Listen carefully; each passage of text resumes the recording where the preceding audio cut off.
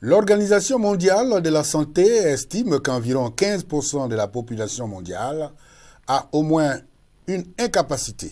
La Côte d'Ivoire compte 20 millions d'habitants, dont 3 millions de personnes handicapées. Bouaké en compte plus de 2000. L'acceptation de cette incapacité contractée à la suite d'une maladie ou à la naissance est souvent difficile. Je pensais toujours que j'allais avoir l'usage de mes pieds, mais il a fallu qu'un parent proche me dise carrément que ce que tu as là, c'est fini pour toi, tu ne pourras plus. Donc, il faut penser à l'avenir.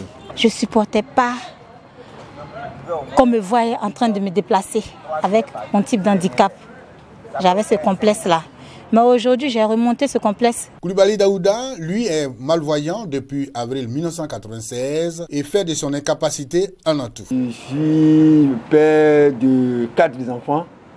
Bon, j'essaie plus ou moins de m'occuper de mes enfants. Je pense qu'aujourd'hui, vraiment, je ne me plains pas. Les conditions de vie et d'insertion socio-professionnelle de cette frange de la population ne sont toujours pas aisées. Les subventions annuelles et la dernière décision du gouvernement, celle du recrutement dérogatoire de 300 personnes en situation de handicap à la fonction publique en 2015, sont appréciées. À Bouaké, il y a à peu près, si tu peux, dans l'ensemble des personnes handicapées, il y a à peu près 3 personnes qui ont été prises au niveau de la fonction publique. À Bouaké, grâce à leurs différentes organisations internes, les personnes vivant avec handicap ont tourné le dos à la mendicité. Subvenir à mes propres besoins, c'est déjà quelque chose pour moi-même.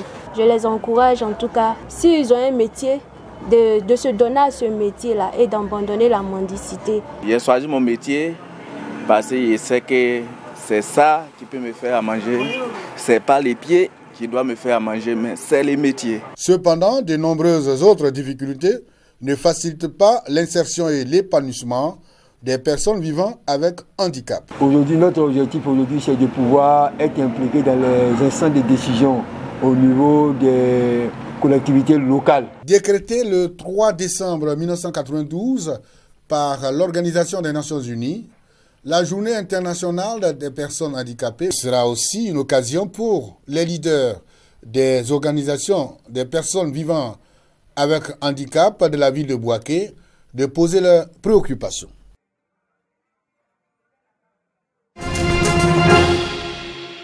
Comment ça se fait que chaque année, Bob Marley sort un CD alors qu'il est décédé? Faire d'Abidjan la capitale du rire en ce mois de décembre, c'est la mission que s'assignent les initiateurs du festival du Gondwana. Pour l'humoriste Mahaman, l'idée de ce festival est née de la volonté d'allier humour, qualité artistique, joie et réflexion sur l'art. Le palais de la culture de Treichville sera pour la circonstance le village du Gondwana. Des humoristes vont venir du Gabon, du Congo, du Rwanda, du Burkina, du Cameroun pour venir à Abidjan et c'est la première édition. Et tout ce que je dois dire aux Abidjanais qui nous regardent, c'est faut venir. Sinon, si tu ne viens pas, c'est que tu as raté. Le ministre de la Culture et de la Francophonie, Maurice Kwaku Bandaban, a aussi échangé avec les organisateurs des 3e trophées francophones du cinéma à Abidjan. L'événement, qui se tient depuis le 23 novembre, a été marqué par des projections de films dans les communes de Treichville et d'Abobo. La remise des trophées aux lauréats de ce festival est prévue pour le 5 décembre prochain. Nous avons Michel Drucker qui arrive, nous avons l'actrice comédienne française Julie Gaillet qui va présider cette soirée avec le réalisateur Abdelrahman Sissako. Nous sommes heureux de ce que Abidjan, la Côte d'Ivoire, redevienne le centre du cinéma. Cet engouement n'est pas sans influence sur l'évolution de notre cinéma. 21 longs métrages, 5 documentaires et 5 courts-métrages sont en compétition. Le ministre de la Culture et de la Francophonie a promis son soutien aux initiateurs de ces différents festivals à Abidjan dans le mois de décembre. Mohamed Assidi va se faire injecter du Botox au-dessus des yeux. Ce Tunisien de 34 ans est un habitué de la chirurgie esthétique depuis 3 ans. Une pratique généralement réservée aux femmes, mais qui se banalise de plus en plus pour les hommes en Tunisie. Il y a un engouement pour l'esthétique chez les hommes. Ils veulent faire de l'esthétique à cause du stress dans la rue. La peau est grasse, elle donne des rides. Les hommes commencent à s'occuper d'eux, et pourquoi pas? Pourquoi les hommes ne s'occuperaient pas d'eux en faisant de l'esthétique, en embellissant leur visage? Moi je suis pour ce genre de choses. Pourquoi pas? Quelques jours plus tard, dans son salon de coiffure, Mohamed peut commencer à voir les effets de la chirurgie sur son visage. Ici, coupe de cheveux et soins du visage vont de pair et son salon ne désemplit pas. Mais si ces hommes prennent soin d'eux, ils ne sont pas forcément en faveur de la chirurgie. Dieu a créé Adam sans défaut sur son visage. Mais celui qui fait du botox et des opérations esthétiques, il est en train de changer ce que Dieu lui a donné. Et ça, c'est péché. Il y a beaucoup de gens qui se font les sourcils, qui ont des rides sous les yeux. Il y en a beaucoup. Moi personnellement, je connais beaucoup de gens qui font de l'esthétique. Mais en Tunisie, il y a encore des gens qui ont toujours un peu honte, peut-être. Hajer Lajnef est chirurgienne esthétique. Elle exerce à Tunis, mais aussi à Paris et à Dubaï. Selon elle, il y a de plus en plus d'hommes en demande d'intervention, principalement entre 20 et 30 ans. Les opérations les plus demandées, le botox, les implants de cheveux ou la rhinoplastie.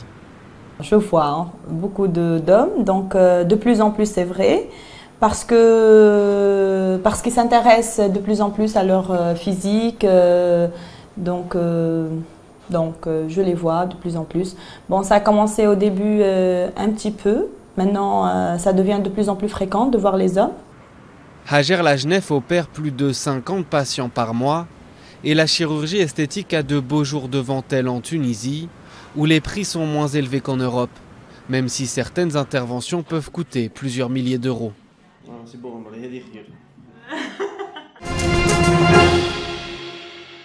Dans cette usine de Washington, on transforme le contenu de vos toilettes en électricité.